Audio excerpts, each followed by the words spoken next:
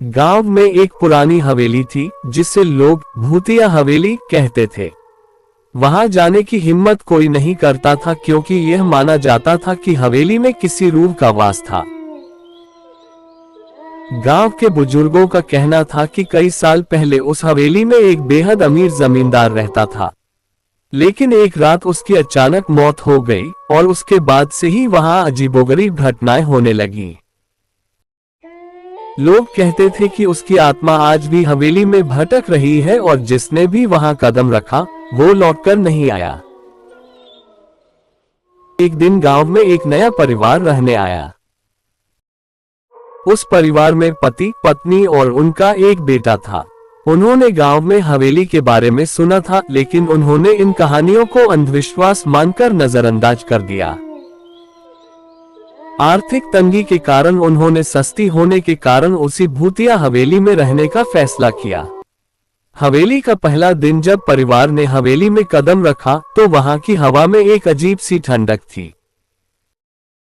हवेली की दीवारें काली हो चुकी थीं और खिड़कियां तो जैसे सदियों से खुली ही नहीं थीं। लेकिन उस परिवार ने सब कुछ ठीक करने का फैसला किया और सफाई शुरू कर दी। पहले दिन कुछ खास नहीं हुआ, लेकिन रात के समय हवेली में अजीब आवाजें गूंजने लगीं। कभी किसी के पैरों की आहट सुनाई देती तो कभी किसी के चिल्लाने की आवाज। कुछ दिनों बाद उनका बेटा अचानक गायब हो गया। पूरा गांव उसे ढूंढने में जुट गया, लेकिन उसका कोई पता नहीं चला। लोग कहने लगे कि हवेली की आत्मा ने उसे अपने कब्जे में ले लिया है।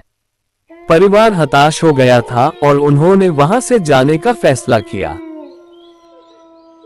लेकिन जब वो अपना सामान बांध रहे थे तब एक जोरदार चीख हवेली में गूंज उठी। वो चीख किसी और की नहीं बल्कि उनके बेटे की थी। बेटे की आवाज सुनकर पति पत्नी डर के मारे कांप उठे। वे अपने बेटे को ढूंढने के लिए हवेली के अंदर भागे, लेकिन वहां उन्हें कुछ भी दिखाई नहीं दिया। अचानक हवेली की दीवारों पर खून के निशान उभरने लगे और दरवाजे अपने आप बंद हो गए। दोनों को ऐसा लगा जैसे किसी अदृश्य ताकत ने उन्हें घेर लिया हो। उस रात को हवेली के भीतर कुछ ऐसा हुआ जो गांव में कभी किसी ने नहीं देखा था।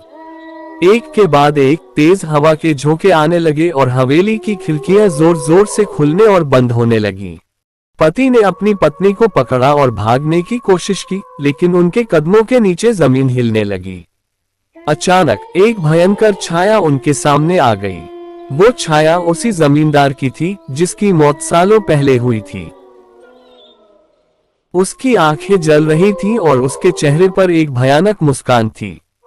आखिरी रात वो रात उनके जीवन की आखिरी रात बन गई।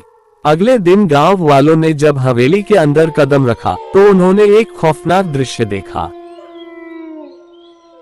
पति और पत्नी दोनों की लाशें हवेली के फर्श पर पड़ी थीं। उनके चेहरों पर डरावनी सी भयावहता जमी हुई थी।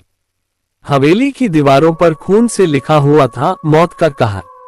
अंतहीन खौफ। उस घटना के बाद कोई भी उस हवेली के पास जाने की हिम्मत नहीं कर सका। गांव में हर रात हवेली से आने वाली चीखें गूंजने लगी और हवेली का आतंक और भी बढ़ गया। लोग कहते हैं कि जो भी वहां जाता है उसकी आत्मा हवेली की चारदीवारी में कैद हो जाती है। गांव के लोग अब उस हवेली की तरफ देखने से भी डरते हैं। हवेली अब और भी ज्यादा खौफनाक हो चुकी है और वहां का सन्नाटा जैसे किसी अनजानी मौत की गवाही देता है। आज भी हवेली में कदम रखने की हिम्मत करने वाला हर कोई जानता है कि वहां से लौटना मुमकिन नहीं है। मौत का कहर सिर्फ एक कहानी नहीं है, बल्कि यह एक चेतावनी है कि कभी भी अज्ञात शक्तियों को चुनौती देने की कोशिश न करें। हवेली का खौफ अब भी जीवित है और वो हमेशा रहेगा। जो वहां जाता है वो हमेशा के लिए उसकी चपेट में आ जाता है।